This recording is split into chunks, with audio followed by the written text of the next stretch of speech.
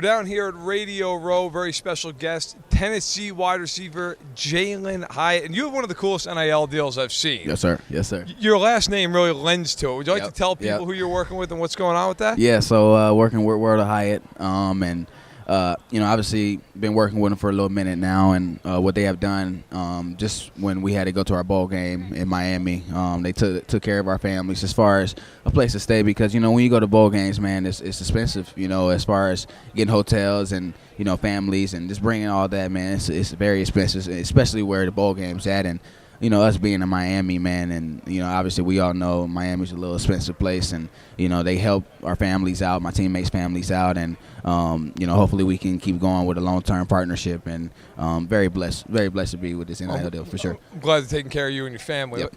So I got to ask, obviously the NFL draft here going to be up in a few months. After this game's over, that's going to be the thing everybody starts talking about. You put yourself on the map this past season. Yes, couple years there over in Knoxville, and fine seasons, nothing that really stands out statistically. Then all of a sudden you go for 1,200 yards and 15 touchdowns. What changed for you between last year and this year?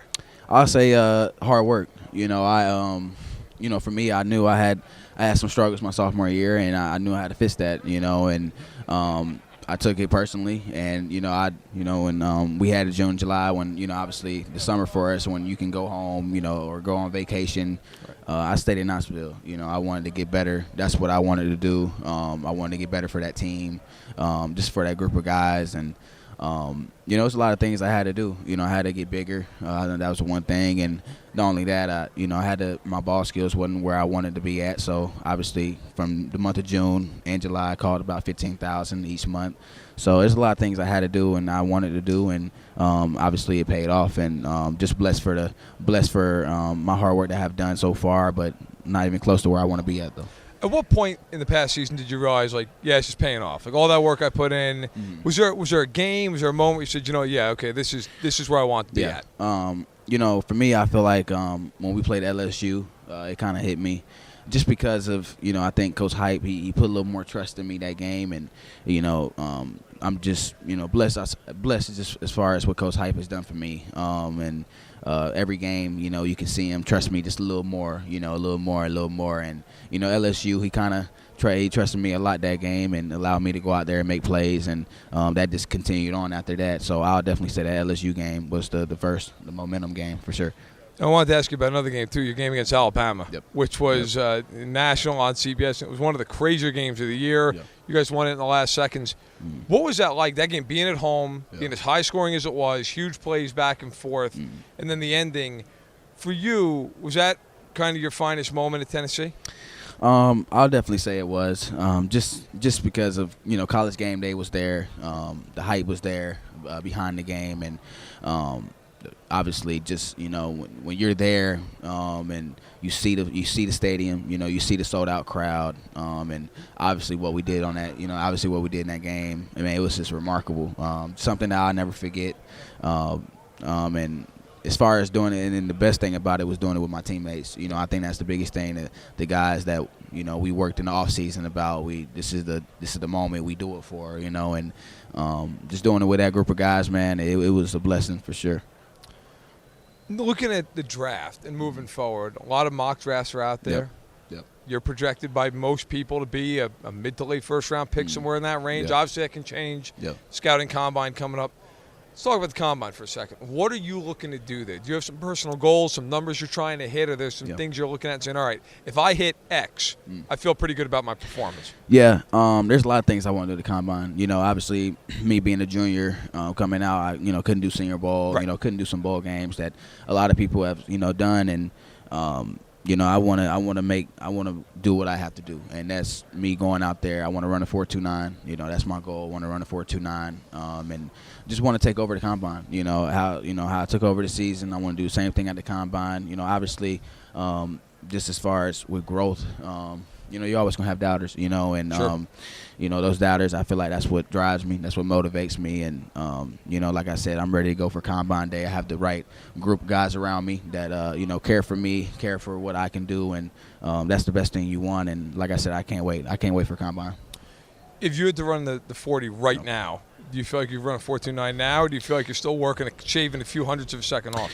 Yeah, right now, if I had to run a 40 right now, I'd probably say it would be in the low 4.3s. Just as far as what we're doing in the weight room, we're doing heavy leg days, heavy arm days, and not only that, I'm working out 3 times a day. Just trying to get better, trying to do what I have to do, and like I said, what you want to make sure you have the right group of guys around you, and I have the right trainers, have the right agents, and obviously my family behind me. So I'm in a very blessed position, and I just can't wait for Combine, man. We're gonna be prepared for sure.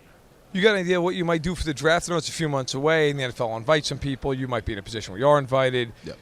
Would you want to be invited, or would you be like, like some people like to just stay home with their family. Some people, Joe Thomas found out he was getting drafted. He was on a fishing boat. Where do you think you'd lean?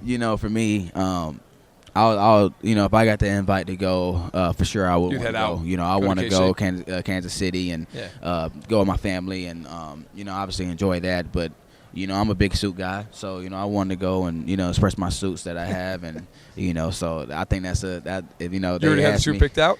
Oh yeah, we already got one ready. If I get the invite, we're ready to go. All right, I like it. Is there any system you feel like maybe as a receiver maybe it's a little less important, right? Because some teams, if you're maybe an O-lineman, it might matter a little bit more, zone blocking, whatever. As a receiver, is there any place you're looking at, not even specifically team, but just a system you're like, man, I really like that scheme. Maybe it fits my route running better. Is there something like you're looking at like that, or to you it doesn't really matter? Where are you? It's hard. It's hard these days because of all the coaching changes and a lot of things that go on in the league. I feel like the right team's gonna come get me. And it might not be the team that a lot of people don't think or they do think, but I know the right team will come get me. Just off my play style, what I do. I want to be dynamic. I want to be explosive. And obviously they're gonna have the right coaches to do that for me. And I'm not only just a deep route runner. I feel like I can do other things. I can run routes. I can get out of my breaks. I can catch the underneath passes and take it to the end zone. There's a lot of things that I can do that I just hadn't shown. And just having the opportunity and whatever team wants to give me and giving me that opportunity, I'm gonna take full advantage of it for sure.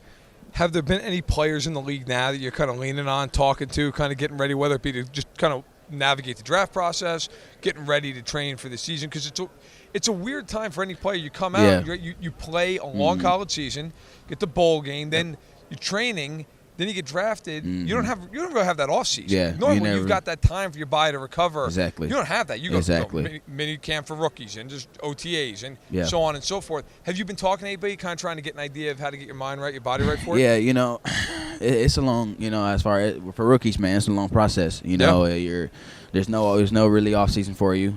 Every day you're trying to prove somebody wrong. Every day you're trying to take advantage of opportunities. But for me, I've been talking to Trey Smith, the O-lineman for Kansas City Chiefs. I hadn't really been talking to him this week, just as far as the Super Bowl. I just wanted to keep him focused. But I was on the phone with him. I would say 2 weeks ago, and he just congratulated me and tell me how it's going to be when I get up there to the league. And not only that, I have one of my best friends up here too as well, and Velus Jones, Chicago Bears receiver, number 12. I'm excited for what he has done and can't wait to see his future. But at the same time, they're helping me as well. This is a brotherhood. We want to keep it a brotherhood, and they obviously helped me when I was in college and when they were there with me, and obviously what they're doing in the league. I just want to follow their footsteps, and continue to do what I can do. But yes, as far as I still have, just having the right people around you, having people that care about you, and that's the biggest thing. All right. Super Bowl 57. I know you might have a little bit of rooting interest since you know Trey Smith, but who you got in the game and why?